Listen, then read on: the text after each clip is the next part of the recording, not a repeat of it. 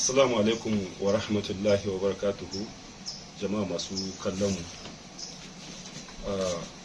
Wannan na hannun dama na shine Adamu Zango, wannan kuma hakuri na ce hannun dama, hannun hagu shine Adamu Zango, wannan kuma na hannun dama ta shine Ado Gwanja. Kamar yadda kowa yake ji, har ma aka samu wani bidiyo jiya wanda aka saki yana yawo na wani dan uwa. To bidiyon nan na wannan dan uwar, abin da yake kokarin ya sanar da jama'a shine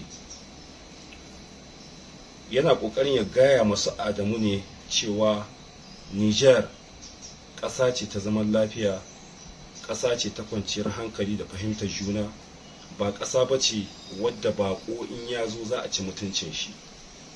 To abin da yake ta ƙoƙari ya faɗakar da mutane kenan. To amma sai jama'a ba su fahimta ba, kowa tashi fahimta daban.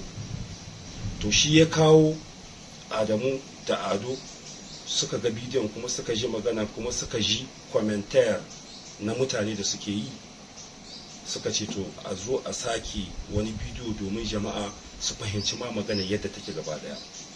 Tabbas an yi accident, an yi shi kuma har wasu jama'a sun mutu daga ciki.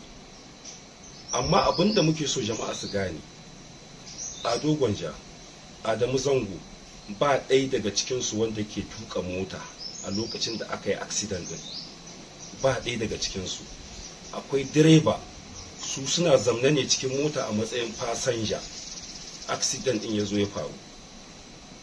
Bayan accident din ya faru, gendarme sun zo, police sun zo, sun kama direban, yanzu haka yana can kulle, sannan kuma an kama motar tana nan kulle.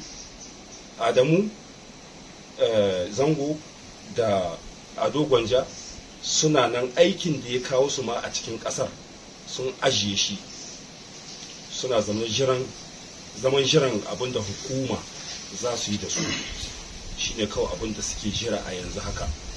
Babu wani abu da suke yi, zaune kawai suke suna jiran abin da hukuma za ta yanke. Duk yadda hukuma ta yi da su, abin da Allah ya kawo ne. So saboda haka zan fara ba Ado Gwanja magana, a shi ta bakin shi. Assalamu alaikum rahmatullahi ta'ala barakatuh. To jama'a, duk abin da ya faru ne sanadin tsautsayi ko kuma akasi ko kuma kaddara. Idan Allah ya rubuta maka ita, duk addu'ar da kake yi sai dai a sauƙaƙa maka ita. Wannan al'amarin da ya faru, muna fatan Ubangiji Allah ya ji kan waɗanda suka rasu, Ubangiji Allah ya bawa ƙasar Nijar haƙuri da danganar ɗaukar jin zafin abin da ya faru, sannan kuma ya sa mutane su gane cewa ba wanda zai yi wani abu irin wannan da gangan.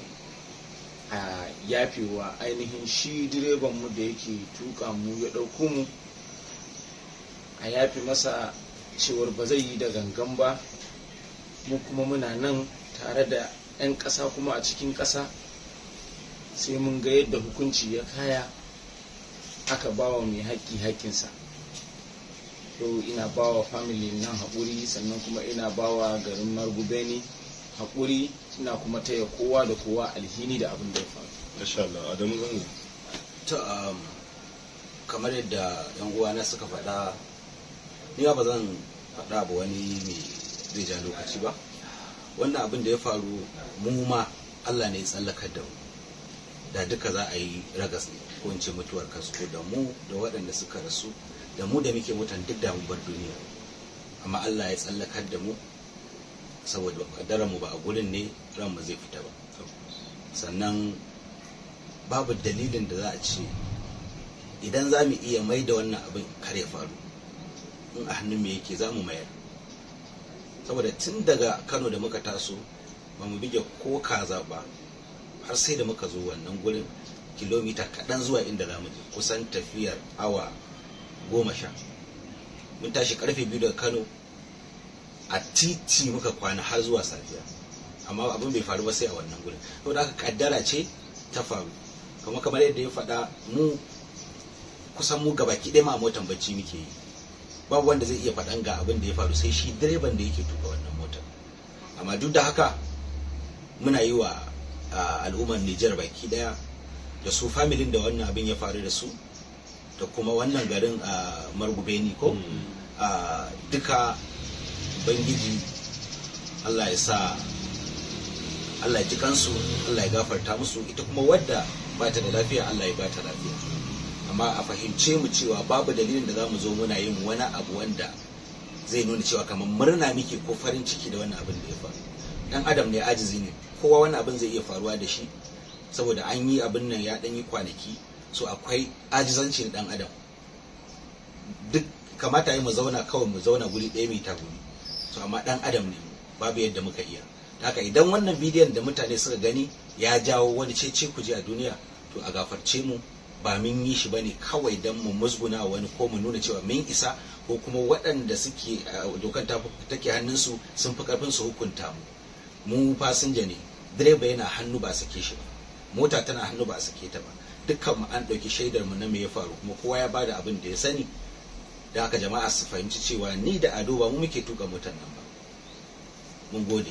Dangadai matakan aran goma a irin sanno sintina margube na gwarai irgu ga alhahi ce ci aranga irkoi misugi imi yafa sawan mai kino shofero kan na mota conduit manti adam e zango no goga kendi manti Ado gwanja no goga kendi igwanda shofer kan goga kendi wato kan accident wote igo girbi isbai hankan go negati wodin banda gendarme ka police ka ina shofero di shofero bumbo a gono dinga dabu mota bumbo ina mota di ingai bumbo gwai kan kandai nan gonya maira imanati igo goro igo hangal hinisi haikul kan hini tai da ingai ya dinga inga nogati mata danga matka aron goma bare goki bare go salan dai bare go gane haikul mante wallahi mante ya dumo sohon gwarera kan igo hawo hini gwarera ne igo isinda hujja imutunu koi ne da ne kala in baina kibo koi na kul kibo koi ya maira igo gi sibo ya dinga shofero bumbo gono dinga dabu mota bumbo ina ki ya dinga irgo ceci alhahi aran bare kul Niger bare me ame irgo alhahi ceci margu be da bare hayo ba kwai ne irko mai sugi ne ya fa. Assalamu alaikum wa rahmatullahi wa barakatuh.